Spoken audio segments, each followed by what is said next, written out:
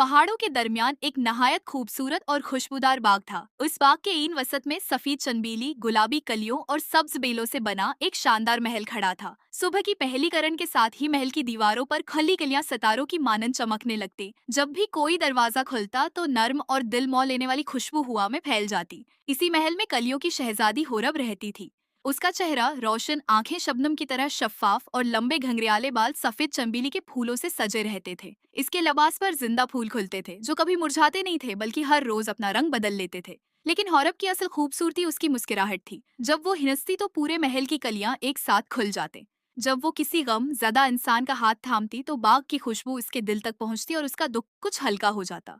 लोग अपने मसाइल लेकर हुरब के पास आते थे। कोई घरेलू झगड़ों से परेशान होता, कोई कारोबार के नुकसान से, कोई जदाई के गम में टूटा हुआ होता और कोई अपनी गलतियों पर खुद को माफ नहीं कर पाता था। हौरब उनके मसाइल जादू से खत्म नहीं करती थी बल्कि उन्हें बाग के एक खास हिस्से में ले जाती जहां नीली और सफेद कलियां दायरे की शक्ल में खुली होती। वहां बैठते ही दिल की बेचैनी कम होने लगती, गुस्सा नरम पड़ जाता और इंसान को अपने मसले का दूसरा रुख दिखाई देने लगता। लोग कहा करते थे कि होरब गम खत्म नहीं करती बल्कि दिल को इतना नरम कर देती है कि आगे का रास्ता खुद ब खुद नजर आने लगता है। बाग के करीब गलकनार नाम का एक छोटा सा गांव था। वहां के लोग सादा, मेहनती और एक दूसरे की मदद करने वाले थे। अगर किसी के घर खाना कम होता या कोई बीमार पड़ जाता तो पूरा गांव उसके साथ खड़ा हो जाता। छोटी छोटी नाराजगियां भी शाम होने से पहले खत्म हो जाते क्योंकि बाग नोखीज की खुशबू हर गली तक पहुंचती थी। हौरब को यकीन था कि इस वादी में नफरत ज्यादा देर तक नहीं रह सकती। लेकिन एक शाम सब कुछ बदल गया। आसमान पर स्याह बादल छा गए। अचानक पहाड़ों के पीछे से एक स्याह बगुला उठा और गांव के बाहर एक सूखे दरख्त के पास जाकर रख गया। धुएं में से एक लंबा नौजवान बाहर निकला।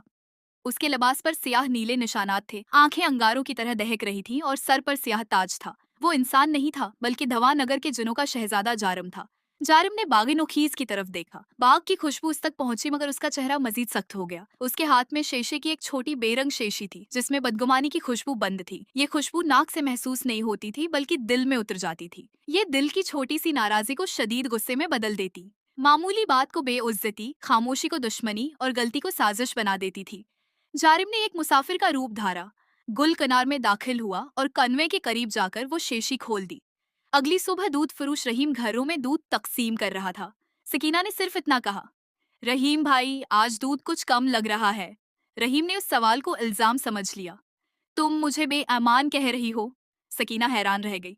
मैं तो सिर्फ पूछ रही थी। मगर रहीम ने उसकी बात मुकम्मल होने से पहले ही गुस्से में वहां से चला गया। उसने सबको जाकर बताया कि सकीना ने उसे चूर कहा है।